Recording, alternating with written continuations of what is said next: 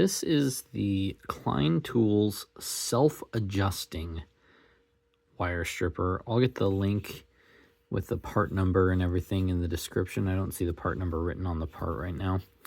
I've had a couple of pairs of these. The mechanism is rather complicated. Let's take a look at the action real quick here.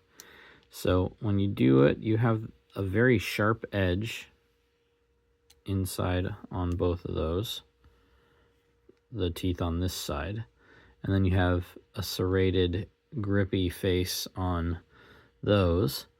And what happens is it comes down and it pinches right there, then it grips the cable over here, and then it holds that still while it pulls that jacket away. Now, because we just have a flat edge, there's no curve of any sort right there, you are always walking a balancing act between having the correct amount of pressure, which you can adjust the tension using this knob here, the tension of this, between having the right amount of pressure on your cable so that you actually pull the jacket off, and too much where you damage conductors. And it does not do a particularly great job managing it.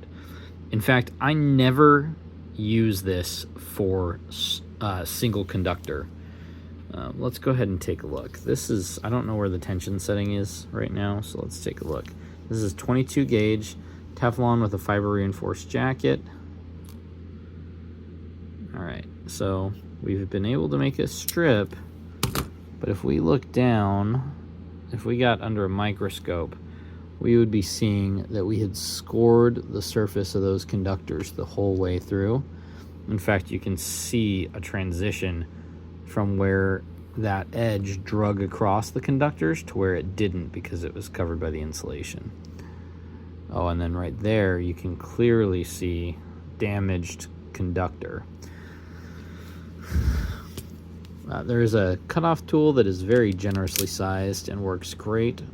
This is quite convenient for cutting large cable. If we turn, oh, that's our tension at its minimum setting already. If we turn our tension up, you'll see we will probably,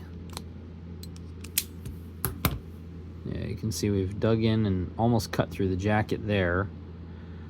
And then we've cut several conductors, and that's why it's giving me a hard time getting off over here, and that wasn't even with the tension at maximum. We're going to turn the tension back down to the minimum, and we'll take a look at our PVC. This is a, and again, this is 12 to 22. We're already smaller than that here, but this is a 24 gauge PVC. It works, but we get some damage there. Everything's twisted around. Again, too small.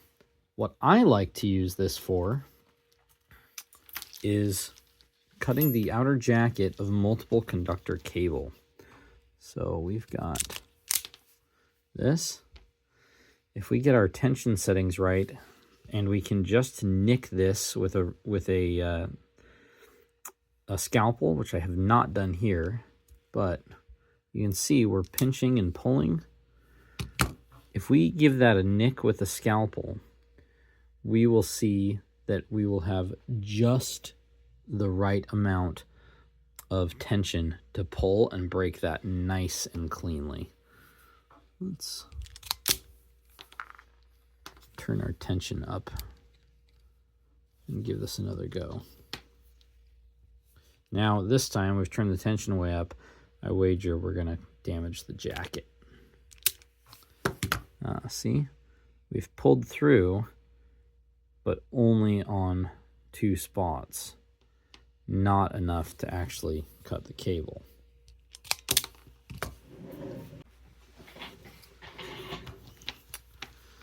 If we just gently score that jacket around to where we're not cutting through, but we've got a nice little score mark. Now we put that score mark right on our tooth, and we beautifully separate that jacket, that TPU jacket that otherwise is very hard to separate. So I like these for doing outer jackets. You adjust your tension to where it's just heavy enough. You use a little 3D printed tube of some sort to set your depth, and then you just give the jacket a nick, twist it around, stick it in the tube, twist it around, you give it a nick, and then stick it right in here. I actually even made a little pneumatic crimper adapter that grabs the handles here. It's got a foot pedal, you squeeze, and it goes.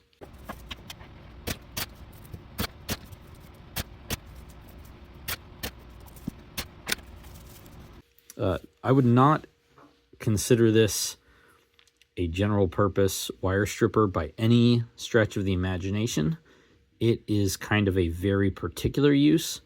I've also broken a number of sets. For whatever reason, this spring right here, it just is not particularly durable.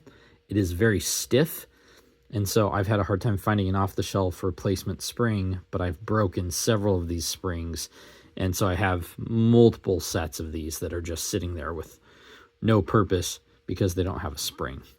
This other thing, it does normally come with a depth stop, but I actually, because of how we use this, where I will pre-score the depth and then line that up, I've taken the depth stop out. I don't like it there. So again, not a general purpose wire stripper, but a good one to have in a more elaborate wire stripping toolbox. Generally a good and useful tool, and I like Klein tools. They make good, high quality electrical tools, and I'm very happy with these. Wouldn't recommend them for general purpose, but they do have a very specific use that means that I use them every day. We use them quite a bit.